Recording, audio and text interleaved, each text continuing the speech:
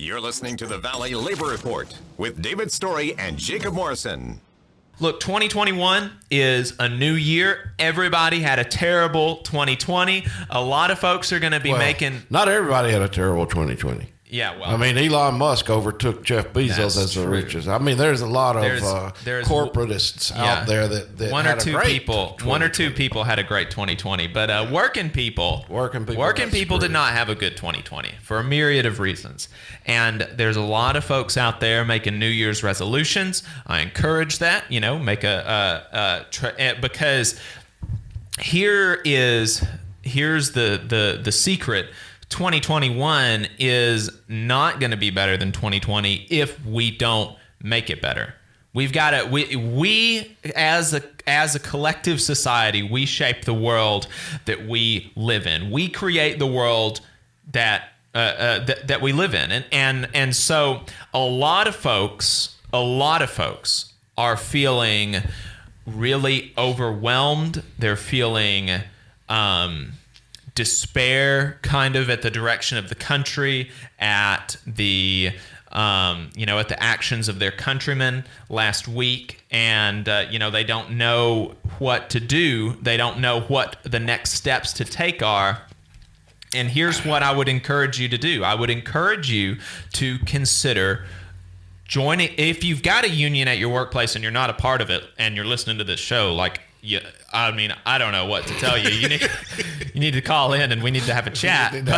But you need to join your union, obviously. If you've got a union in your workplace, you are among the most lucky, privileged workers in the country to be able to have a voice on the job, to be able to have that kind of insurance. Yes. Like Dedrick said, to be able to have those sisters and brothers that you can rely on to fight for you. You're among the most lucky workers in the country. And if you've got a union in your workplace and you're not a dues-paying member, you need to change that. You absolutely need to change that. And secondly, if you are a dues-paying member and you're not active in your union, you need to change that. You need to get active in your union. Because like anything else, like this country, like our society, the union is what is created by the members. And if you've got a lax membership, if you've got membership that don't really care, if you've got membership that simply sees it as insurance, that doesn't see it as anything other than insurance, it's not going to be a very good union. You're just going to have a bunch of paper members that are just sending in dues every month, and you're not going to be very active. You're not going to have a very effective union. So you need to be active in your union. But here's the big thing, and this is the part that's most relevant, or that's relevant to most of our audience. If you don't have a union, you should start working on that. Every worker deserves a voice on the job. Every worker deserves a say in how their company runs. Every worker deserves a say in how they are treated and what they're paid and how much vacation that they get and what their working conditions are like. You don't get that if you don't organize for it. Yeah. And so, I know that there's a lot going on, and a lot of it, as an individual, you don't really have that much control over it as an individual. As a collective, we have complete control over everything. And the way to assert control, the way to gain control of our society and put it on the right track, right the ship, is to get organized. And when we come together in our workplaces and form unions, the first thing is, and the thing that's most that is most immediately relevant, is that you get a better job. Right, when you form a union, your job is immediately better than it was before. Okay, you're going to have the right to bargain for your wages and working conditions. You're going to have a say on the job if your boss is harassing you, if you're being mistreated, you're not being paid enough, you don't get enough leave. You're going to have a means to get what you deserve. Okay, and so that's the first thing. And before you leave that point, it needs to be pointed out that the safety aspect of your job, because right now Strikewave, has this NLRB map showing all of these safety OSHA map from all of these safety concerns has been turned in by employees all over the nation, and it's amazing how. And so when we talk about being able to negotiate a contract, being able to negotiate your wages and things like that, it's also the concern is ensuring your safety and the safety of the workers in your workplace, because without the company may put in some menial safety protections, but I can tell you our members have been, I know I have been extremely happy with the way that we've handled collectively with the union and the company working together to ensure the safety of the people on the shop floor. And to the best of our knowledge, we talked about it just this past week in a labor management meeting. To the best of our knowledge, we've had I think 34 COVID cases inside the plant. To the best of our knowledge, none of those cases have come from inside of the plant, and they haven't spread inside of the plant because of those protections that we put in place, and because we've paid people whenever they're sick to be able to stay home, as opposed to just forcing somebody to stay home with no economic ability to support their family for those 2 or 3 or 4 weeks. Right. That's exactly. And you mentioned a company might can put in menial safety changes that don't really make a difference, or better yet, they could say that they're going to put in menial safety changes that don't really make much of a difference, and then they could just not follow through on that if you don't have a union. If the workers at the workplace are not organized, and if they're not. If the workers are not able to hold the company even to what they say, because like that commenter on that YouTube video some amount of time ago, he said, there are employee handbooks and blah, blah, blah, blah, blah. That's just what the employer says. That is just something that the boss wrote down by himself without even consultation of the employees. And there is nothing to hold him to that. That is not legally binding. That is not, there's no process for even holding them to what they say they're going to do if you're not organized. So if somebody complains about it, then he just goes in or he or she, not to be chauvinistic, but he or she goes in and rewrites, okay, then this is the new employee handbook, and without any say. Right. Like you said. Yeah, and so that's the first thing that organizing a union can do, and all of these things that I'm saying, it's not just conjecture. I'm not just being like oh, I like unions, so I'm just going to say that they make you safer. I'm just going to say that they give you higher wages. This is all like hard data. There have been study after study after study. Union members in the same, when you account for everything else is accounted for. Education, experience, blah, blah, blah, blah, blah. All of these things. Yeah. Union members make at least 14% more higher wages. Just on the wages, 14% higher wages than the average non-union member in the same similarly situated. And they do their job better. Just this past week, I read an article that said people that are organized, that are in unions in the healthcare facilities, in the hospitals, had the patients where those were union jobs had a 36% chance, a greater chance of having a good outcome, as opposed to not. So even there, because you not only are you protecting your rights, your safety on the job, that gives you that ability to focus on what you're doing much better than if you're constantly worried about everything. Right. And you mentioned that there was a recent study that you saw about healthcare workers. There was one at the beginning of the pandemic when the big story was nursing homes that we talked about. We dived pretty deeply into, that showed that there was a 40% lower fatality rate in union nursing homes. It allows, and it's not that, look, I'm not saying that it's not that we're saying that union workers, like, just as individuals, are like better people than non-union workers. That's not what we're saying at all. Not what we're saying at all. What we're saying is that the the circumstances of being in a union workplace, being able to have some amount of control over your environment, being in the different environment allows the same exact people to perform better and to have higher wages and to have better working conditions and better health care and things like that. As far as like, we're not at all saying union workers are like better than non-union workers. I'm just kidding. But we're saying that the environment, the change in the environment allows us to do our jobs better. And that and it's been borne out. And so, that's the kind of microscopic view of the small view. We're going to talk about the larger view on the other side of the break. Stay tuned. This is the Valley Labor Report.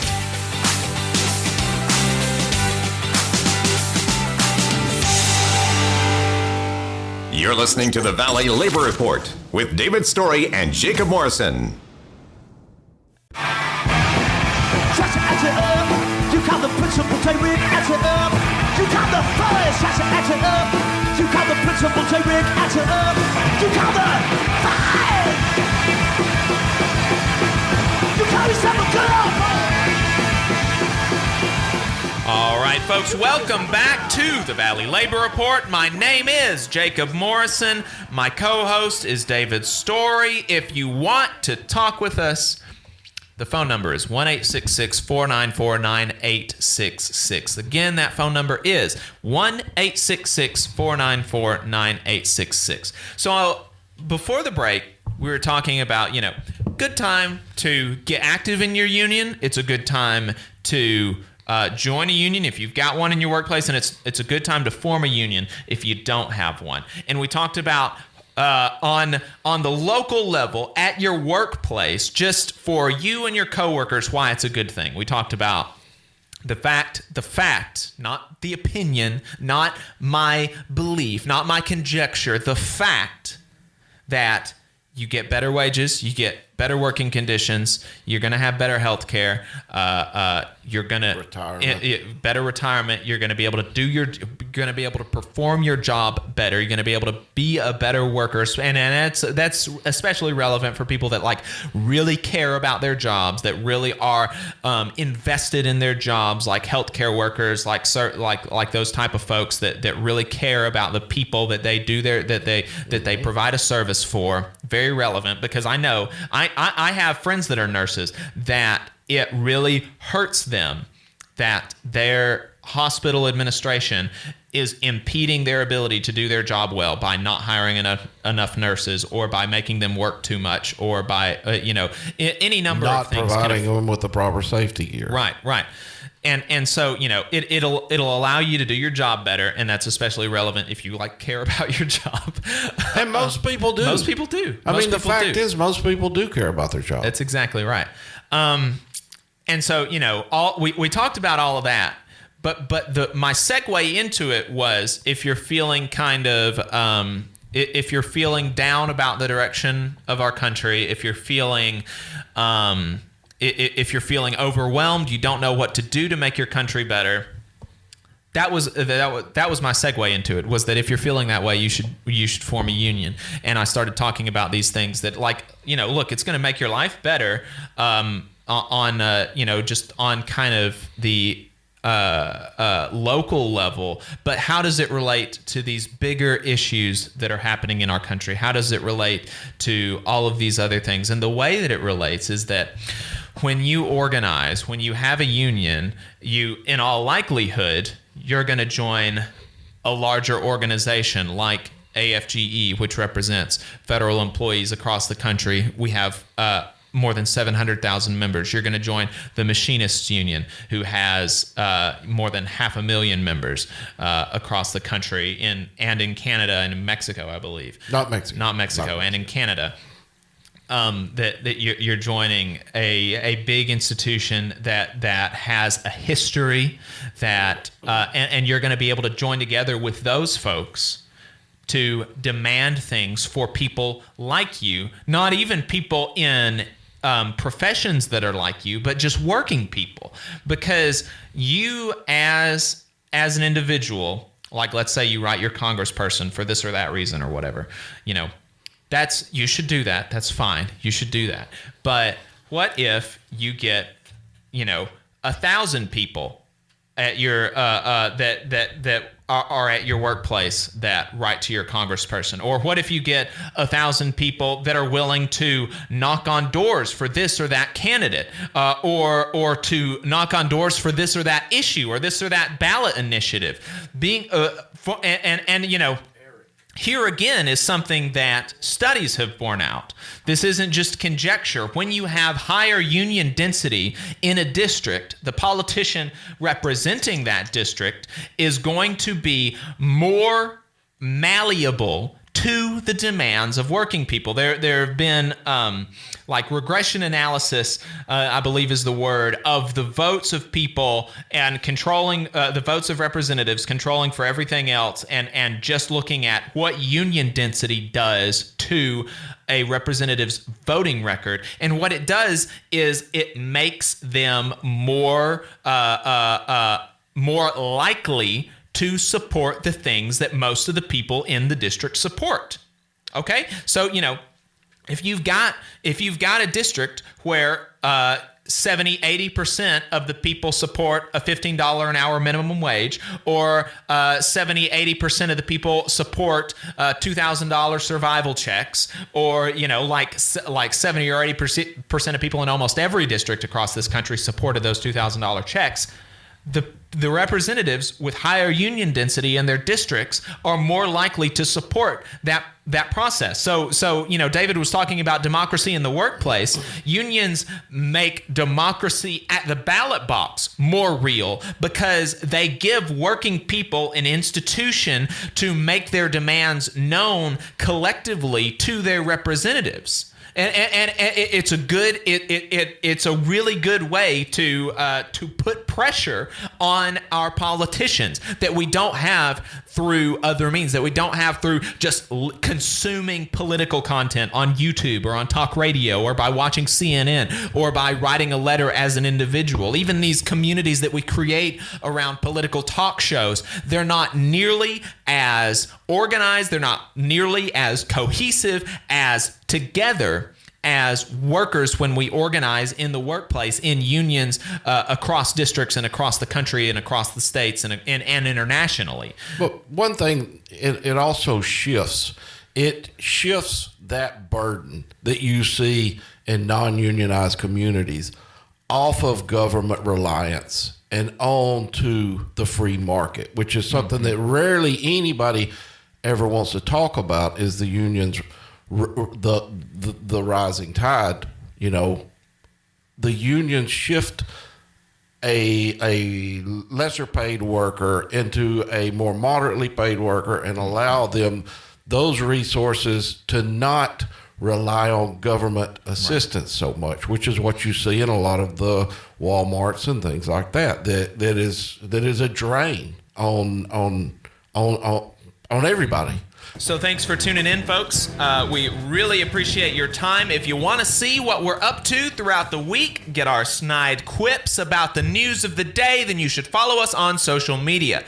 We're on Facebook at facebook.com/The Valley Labor Report. We're on Twitter at Labor Reporters. I'm on Twitter at Jacob M_AL. David is on Twitter at Radical Unionist. That's spelled RADICL Unionist. And if you missed part of the show and want to go back and watch it later, you can search YouTube for The Valley Labor Report and subscribe to our channel. You should definitely do that. And you can go back and watch the full show there. We also clip segments throughout the week and release them. So if you don't want to watch the full show, but there was something that we talked about that you think might interest you, you should subscribe to the channel and you can just watch the things that are interesting to you. We also upload the program on more than 11 different podcasting apps. So to see if we are on your listening platform of choice, go to the valleylaborreport.transistor.fm/subscribe. We have a website you should go to, thevalleylaborreport.org. And finally, if you appreciate our work and want to help us stay on the air, You can donate to us on Patreon. That's patreon.com/The Valley Labor Report. The more listener support that we have, the less we have to rely on advertising. That is good